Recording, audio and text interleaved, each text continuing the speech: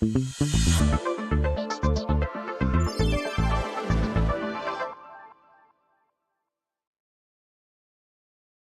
everybody. Welcome to Starve the Demon, where we recover by any means necessary. Today, I have a very special guest. This is my husband, Cliff, who I love very much and who is on a different type of recovery journey than I am. We are on this journey together, but the way that we do it is different. He does not work the steps like I do, but he has come to that spiritual experience. His demon is starving.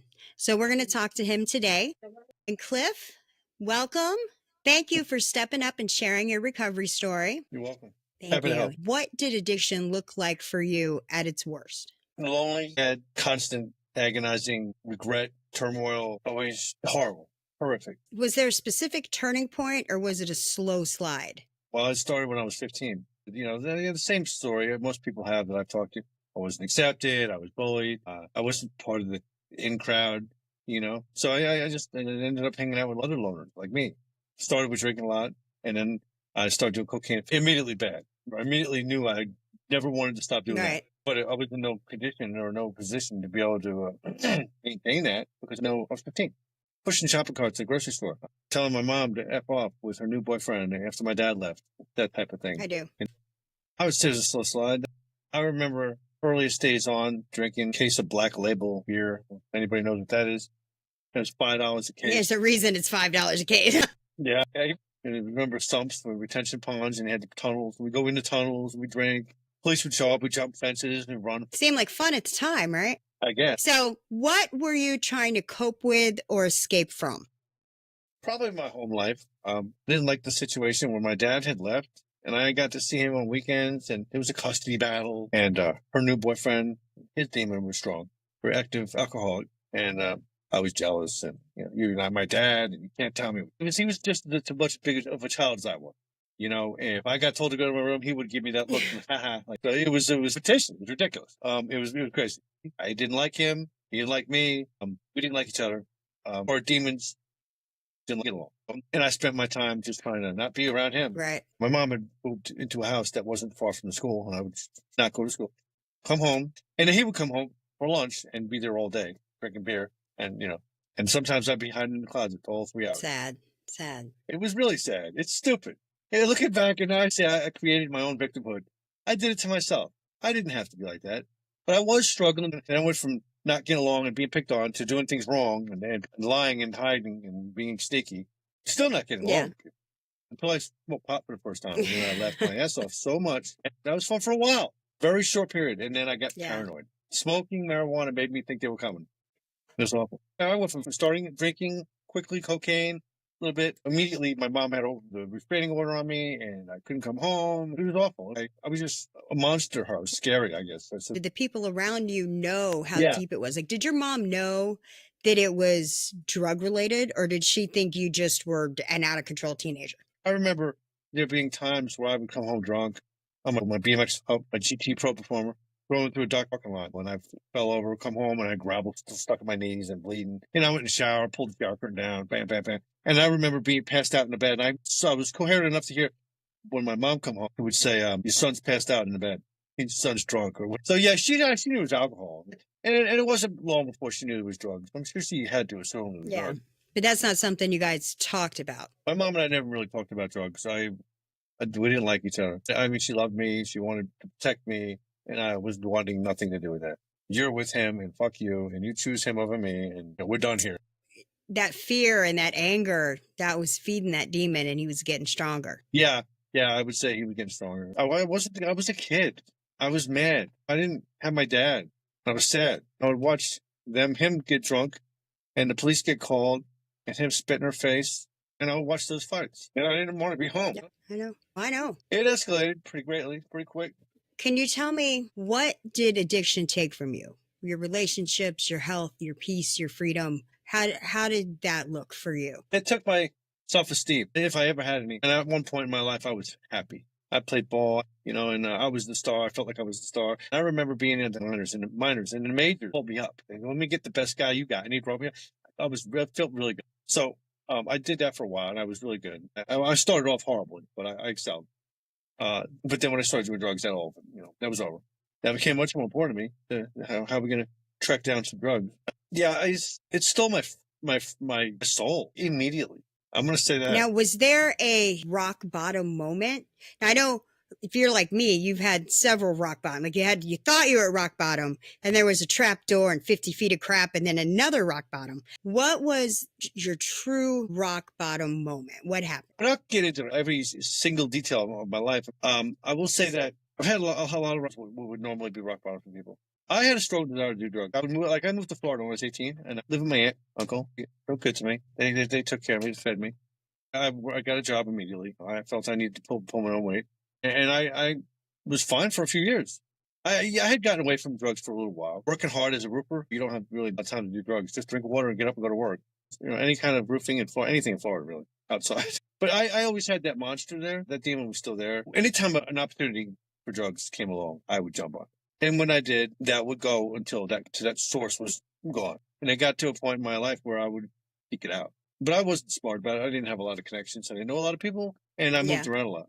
So I would end up in neighborhoods where I shouldn't have been in. I would put myself at risk. And I am telling you that the fact that I'm here having this interview right now, I'm sure I'm not unique by any stretch. I hear the story over and over and over. We are survivors. Thank God. I've done about everything imaginable. Not everything, obviously, but most. And I'm fortunate for that because I understand a lot of people dying, and especially now with the fentanyl. That's so scary. Oh my gosh! And you can even snort a lot of cocaine, and now it could be in there. I'm so happy that I'm glad we got clean when we did. I'm glad we did. I've been struggling with this for 40 years. The pain. I can cry now because I'm so happy. I drop to my knees every day and talk about how grateful I am. And you do. That I get to be with my mom. My mom, who's 82 and has dementia. I get to spend my time with her. When I spent my first 30 years telling her to fuck off. It's my life. It's a gift. You've been given a gift. Absolutely. It's a miracle. I didn't have any appreciation for life. I wasn't grateful. I may have said I was grateful. I may have felt grateful in those moments, but I never was willing to do any kind of work that was necessary for myself to build my self-esteem, to give me some confidence in myself, to believe in myself that I could ever be anything more than a drug addict. Yeah. Yeah. You kind of resign yourself that this is what it is. My pain is my pain, and my pain that I grew up with and that I had for all these years. It's not, I don't have it really. I know it well. I can talk about it. I can shed a tear over it, but I don't live that pain anymore. I don't live that life. Did you ever feel like it was going to kill you? Or did you get to that point where you were like, just take me out? I've always wanted to live, but there came a point where I wanted to die, but I was a cow, scared. I've been living in fear all my life. Fear. Obviously, I was scared. Yeah, I came to a point I wanted to die. I took way too many pills, way too many drugs. I took more than enough to kill, I'm sure, many horses. My point is I took too many too often, too hard, too fast. I went too much. Right, right. The miracle you're alive. Yeah, I remember calling the police on myself after taking like 25 Valium and a few other pills. I remember at the time I thought it was enough. There's a part of me that wants to live, but cry out for help. Please, somebody, God, I don't know how to stop doing what I'm doing. Please, somebody come take me off these streets. I called 911 on myself. And they came, guns drawn. God, scary. Scary. At a payphone, when they had payphones. Put down the phone. I'm talking to 911 operator. Go, no, don't put the phone down. Yeah, but they're telling me to put the phone down. Don't put, what do I do? No, yeah, they took me in, and I was in the psych ward for a couple of weeks. And they put me into a program, and I accepted that. I've been in many programs. Which places? Upstate New York, Rockland County had one. I remember one in Queens, New York. This is going back to the 90s. Phoenix House. I don't know if anybody's ever heard of Phoenix House. I think it used to be called ACT. I was there. I did 6-7 months there. Okay, one in the Hamptons. CK Post, New York, Pilgrim State, like represent, right? Like it's some kind of college. It's a psych ward. It's the largest psychiatric ward in New York, or I'm not sure in the country. Maybe it's a bonding thing. I've talked to people like, oh my God, I went to the same rehab you did. Yeah. TK Post used to get a metal coin if you did it. Yay! We had a celebration. We have what we call a coin out, and everybody takes the coin and they pass the coin around to all the people, and they say like a prayer over it. Yeah. Thank God I lived in New York, because at the time I don't believe Florida had the funds in the. They weren't doing it here yet. The accommodations that they have, I don't think so. They'll take you to a detox, and you spend 3 days there, and then good luck. What made you want to fight back and recover? It was bad. Rehabs, halfway houses, moments of clarity. I won't say sobriety. I got a job, I got a girlfriend, I got a car, and then it all came tumbling down. I did that time after time after time. I met my wife in, say, 1996, Not me, the 95. first wife. Not you. Not my first wife, sorry. And I loved her. We loved each other. My demon was running pretty strong back then, though. I was living a secret life. I could still dip and dab over here and then come home and try to be Mr. Husband. That didn't work out very well for me or her. So I was very, very selfish. My demon was very, very strong. I was sneaky, very sneaky. See, I might have been a good person somewhere underneath it all, but my demon had me. I'm like, oh, no. Could not stop. Try to come home and be an honest man. It was horrible. I couldn't be a family man. I was a horrendous husband. The stealing, you name it, I did it. It was horrible, okay? Not coming home, being paranoid. Just to give anybody out there an idea how bad I was. I'll give you two. Quick. I worked at Sears. I was a termite and bug guy. I mean, I maintained my life in order to have a car and a wife. Said I'm driving a little truck and I'm going around to people's homes. And I remember stopping at a racetrack anyway, a bathroom on the outside of the gas station. And I was locked in there for hours because I was stuck. Cocaine. Could not come out of the bathroom. Afraid to. What are you going to say? What are you going to think? Oh my God, everybody can look at me. I can't deal with that. The police came knocking on the door. My boss came knocking on the door. Still, I'll be out on my stomach. So, yeah, I was flushing drugs down the toilet. I was crazy. I think I came out, it was the next shift. It was crazy. It was ridiculous. I was in it for like 8 hours. I still had my job. I remember going to Red Lobster with my wife, and I had to go to the bathroom. Got stuck in the bathroom stalls till the waiter said, Miss Piotrowski, your wife is ready to go home. I mean, this is just a couple of the many. To give you an idea, I was out of control. My will had let me run riot. Yeah. Is that what they say? Self-will ran My riot. life was completely... Self-will run riot. Yeah. It's not easy to say. Yeah, self-will had run riot, and I was out of control. There was no stopping me. It was unmanageable, and it's unfortunate that the people that around me got dragged down with me, and I am sorry for that.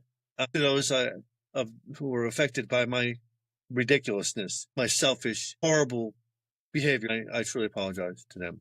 They deserved better, and they didn't get it from me. And I wish them all the best. She sent me the divorce papers at a halfway house. I refused them. I was like, I'm down. I was still selfish. I did drugs in the halfway house. I was smoking crack in the bathroom. I'm not afraid. I'm not confined by what I was anymore.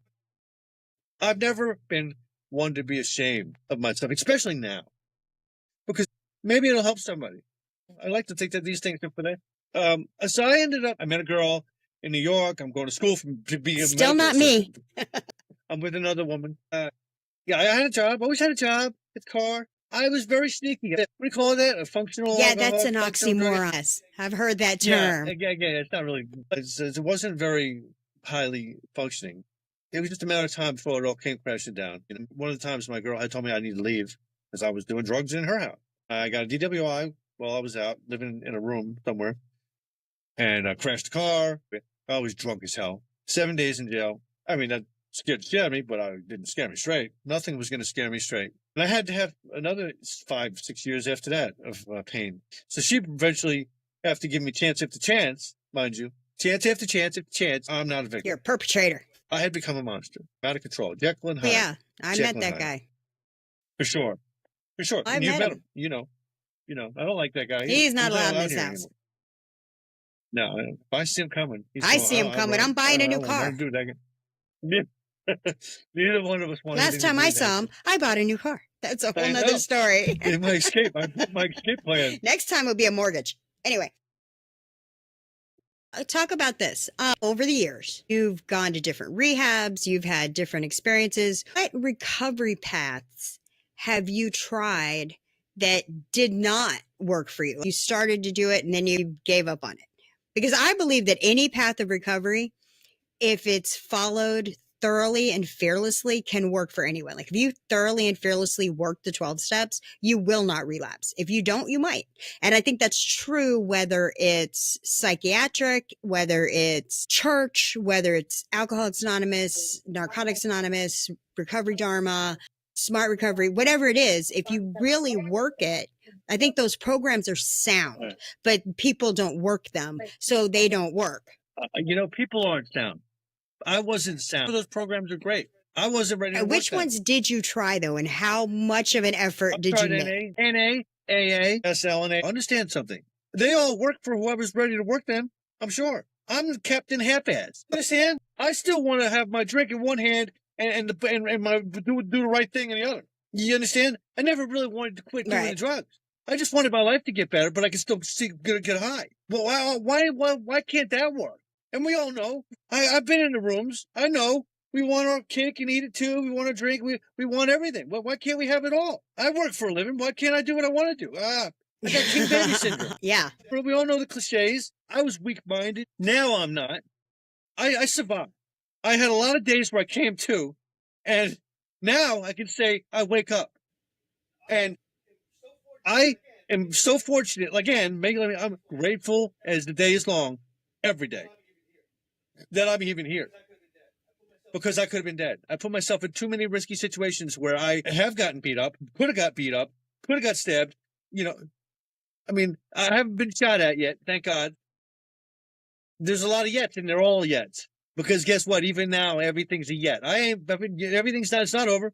I have to steady put my left foot in front of the right foot every single day, to the best of my ability, and that's it. If you could label your recovery path, which one did you choose? I would say AA. I would say AA is the one that got me the most to believe that, and I could be somebody. And was that from going to meetings or working with a sponsor or working steps? Yeah, that was meeting sponsors, service. Yeah, that was through going to psych wards, jails. With honesty being the first spiritual principle.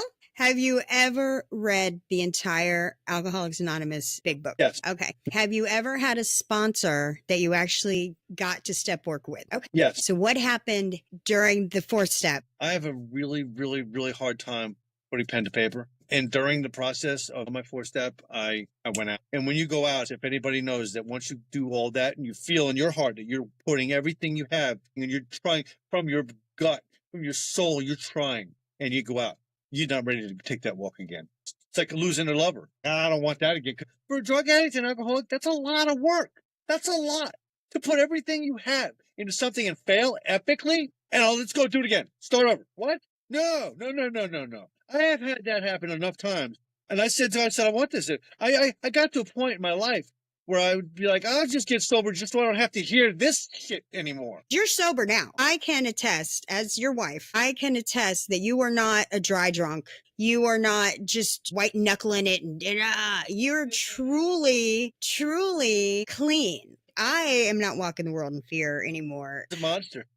I was your monster for a while. I know. I fought my demon off, still fighting yours. Thank God. Listen, up until not too long ago, you were still fighting me off, and the police. And I was telling everybody in my life, go to hell and leave me alone, and just let me get high and die by myself. I found the strength somehow because I want to live, because the little boy inside of me does want to live. I want happiness. I remember what that was like, and I know those moments of clarity, those moments of happiness. They were there and throughout my life, and they were great. I couldn't sustain that behavior, that activity, or that lifestyle, or to be able to go to work and be responsible in any capacity, to be consistent with maintaining a marriage or a relationship with anybody. That's why I spent a lot of time in rehab, psych wards by myself. It doesn't have to be that way. Listen, I wasn't ready until I was ready. Does it mean I'm ready to put pen and paper? So I don't ever want to have to pick up a pen and write that much stuff down again. My life is wonderful. I am happier now than I've ever been in my entire life. And I can cry streaming tears right now on how happy I am. My mom's in my life. That's my dad about 6 years ago. His woman in his life wouldn't talk to me. All she said when I tracked him down, found out he was dead, is, I heard about you. So I'm sorry for that. I wish things could have been different. I wish the last words to my dad hadn't been, go fuck yourself. Yeah. I'm sorry for that too, babe. I regret that. And at the time, my demon was still strong. I wanted to drive up there, nail her door shut, and set her house on fire, if I remember correctly. No, that was good thing we didn't do that, I'm sure. I'm not trying to go back to prison. Yeah, after I put you through hell, I'm in the shed that we ordered, and I'm doing drugs in there. You're doing drugs? No, I'm not. Go to work so I can do drugs. Just leave. So stay out. You're on your way home here. Stop and get this so I can have another hour worth of. It was ridiculous. And I was lying, and I was stealing money from us. And I'm over here trying to justify it. No, just a little, or I didn't steal. It's my money too. I was at my worst of my addiction ever. It only progresses. My demon was strong. And I believe in demons. and I believe in angels. And I believe you're my angel. I had some desire to live on the inside. So it was like a light that wouldn't go out, a little kindling of fire that refused to go out. And after enough pain and misery and fighting and screaming and horrible scenes where I thought I was going to kill myself. And I put a gun in my mouth one day. And I was going to pull the trigger. I had cocked it and I was going to pull the trigger. I didn't do Thank that. God. Somewhere along the line, I woke up one day and I said, I have a beautiful woman. I don't know what she's doing here or why she's here. Because like a lot of times I was so out of my mind, I might have forgotten, how the hell did I get this one? You stuck with me for years when nobody else would be there. And they tried. I'm not going to say, poor me, everybody left me. I pushed them away. I didn't want them to go, but they pushed me away or I pushed them away. It had to be done. I was in no way ready for any relationship. I was fucking lives up. Okay? I was blowing bridges up. I wasn't creating anything that anybody needed to be a part of. That was my reality. Sad state of affairs. And I caused a lot of pain. I hurt a lot of feelings. I disappointed a lot of people. I hurt people. I don't do that now. I'm happier than I can ever imagine. I will not go back to that lifestyle. I won't. I'm grateful for you, Jen, in my life. I'm grateful for my mom that she never gave up on me. God bless her soul. I live to be the best person I could be in any given time now. I'm not selfish. I work hard. If I want something, I go to work. I want stuff. I want to have things for you, my mom. I'm a free spirit now. I'm happy. And I know it's only by the grace of God. Thank you, Jesus. Now tell me, what do you struggle with in recovery today? But my biggest struggle that I can articulate, people are selfish, and I'm sure I know I was them. I know I was them. I had to be, right? I didn't deliberately go around trying to thwart people, no. But people that don't drive... Say it. Fucking turn signals. These people have no consideration for others' life. Would you say that you're maybe a little judgy? Yeah, that's something I got to work on. That might be a character defect? Yeah, that's something. And I go to meetings and I share about it. And I bring that to, because I don't want that to... I know, and when you do, like 20 other people in the meeting go, yeah, man. Yeah. That seems to be like the last demon we all got. It's like the demon from No Whammies. Not your demon. That's one of your character defects is not being able to let things go. My little character default. Yeah. That's a character default that I'm still working on. Being totally okay with the world around me being completely chaotic. Yeah. It's not easy. It's not easy. It's simple, but it's not easy. Yeah, I talked to many, many people on any given day who want to drag people out of their garments. As long as you don't do it.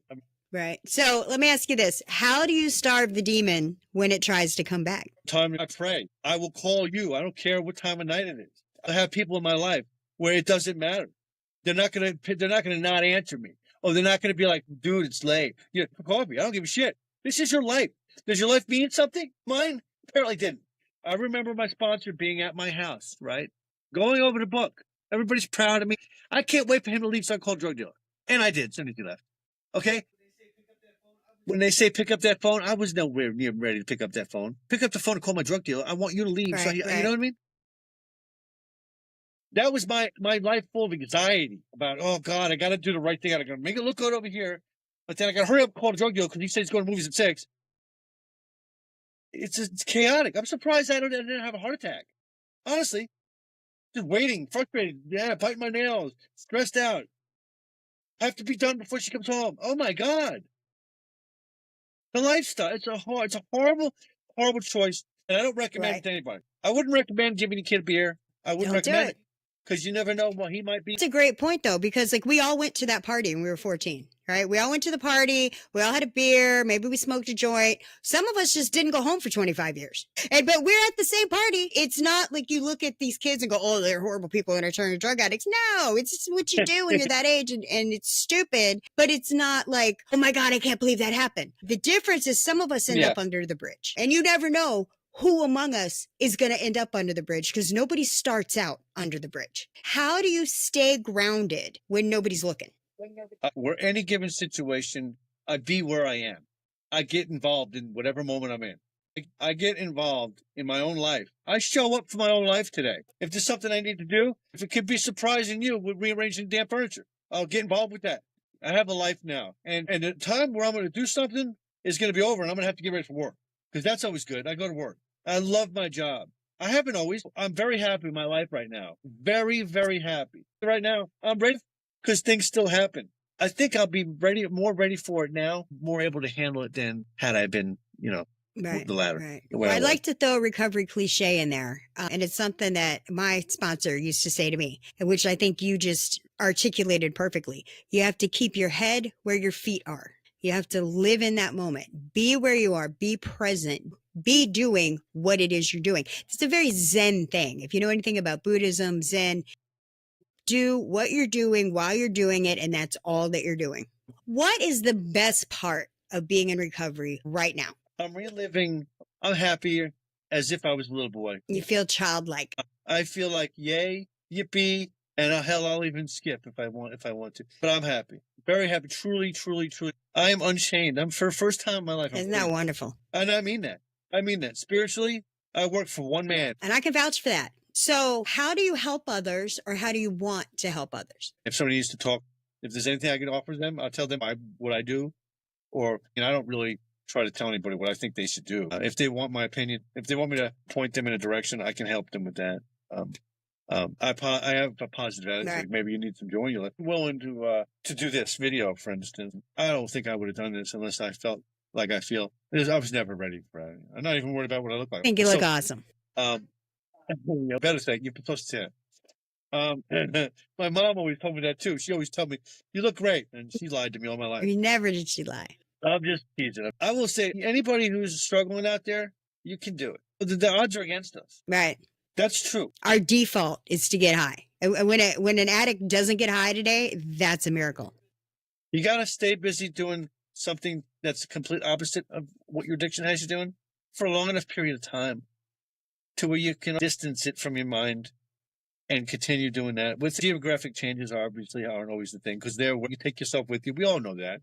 You have to be ready. You have to have had enough pain. And enough pain might mean a lot more for some people than it does. What would you say to somebody who thinks recovery is impossible? Never give up on yourself, because it only takes 1 second to have a permanent solution for a temporary problem. Ain't that the truth? What does recovery by any means necessary mean to you? Be open-minded. Be willing to do anything. Try anything. Never give up on yourself. Dig deep. Know your self-worth. And if you don't think you have any, do something positive. See how good being of service feels. You'll end up with a smile. That's true. The literature, the AA Big Book tells us that the best way to deal with our own cravings is to help another alcoholic. Go help somebody else. Be of service. Because our demon wants us to be selfish and keep everything to ourselves. Right. You have to step out of yourself. You have to. You have to get uncomfortable. Everything's not going to be comfortable. Not going to just hand you this fucking pill that says, here, you're recovered. Wouldn't that be great? You have got to step out of your comfort zone and do things that you don't want to do. Because that's what your demon doesn't want. Because change can't happen in a comfort zone. If you're comfortable, why change? What is one truth about recovery that people need to hear? No sugarcoating. That life's hard. Get a helmet. Shout out to Candace Owens. Life is hard. Candace told us that one. You sure right. Yeah, I like that. True. It rings true, because life is hard. And damn it, stop trying to get the world to change around you. Get a freaking helmet and get in there and fight for your own damn life. I love it. If you could go back in time, what would you tell the younger you? Get right with God. Knew you were going to say that. I don't care how close or not close, or how much of a relationship or that lack thereof you have with God. Trust and believe. Get right with him. He already knows what you're going to do long before you do it. Make right with the stuff you haven't even done yet. Go make right with God and stay as close as you can with God. But you may not know what that means when I say that to you. Trust and believe. You're going to wish you had. Absolutely. What is your favorite quote or motto that keeps you going? Never do less than the best you can. That's hard to live up to. My mom told me that. Shout out to Mom. So how do you feel this interview went? Raw. I'll tell you what, it's raw. Is there something that you'd like to talk about that I didn't ask about? I don't know. I'll say this real quick. I have gratitude and an appreciation for life, unlike I've never known. And when you put down the drugs and alcohol, if you're able to do it before you're in a jail cell for 30 years, if you're able to do it at all, honestly, but hopefully before you end up in a jam, you're blessed. I've poisoned my own life for many, many years. And I know a happiness now that I didn't know was possible. A freedom beyond words. And whoever's out there, whoever's hurting, during a few days of sobriety, without drugs, start out with abstinence, obviously. If you can a little bit of time together and get involved with the right kind of people, you'll realize how happy you can be. But when you're stuck with that demon, you're never going to be happy, because it's never going to bring you true happiness. That's all I can Well say. said. Thanks, everybody, for being here and listening to my handsome husband, Cliff, and his story. Again, I do short versions of stories on this channel. Please, if you have any questions for Cliff, any comments, you can comment down below and I will make sure that he gets them. And I'll even make sure he answers them. So Thank you. share, comment, tell all your friends if you still have any. And remember, love everybody like God sort them out. Stay strong. Bye.